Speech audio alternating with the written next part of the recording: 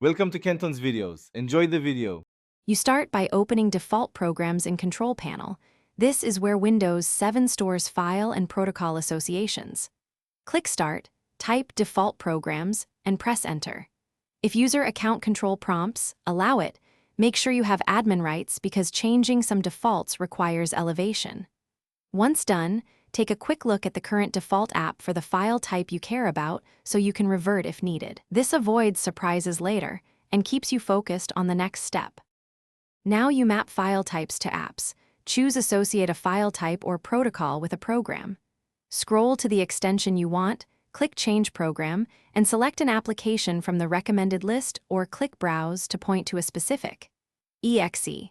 You set your default programs when you want one application to handle all file types it supports.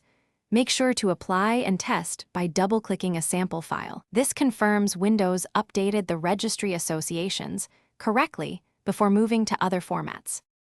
Finish by testing several files and protocols to confirm the defaults changed consistently.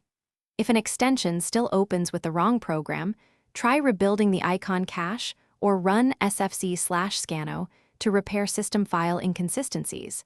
These steps often resolve stubborn registry or shell issues. Make sure to restart Explorer or the PC after major changes.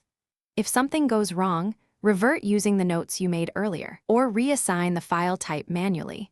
This restores functionality quickly without a full reinstall. Thanks for watching. Consider subscribing if we helped you.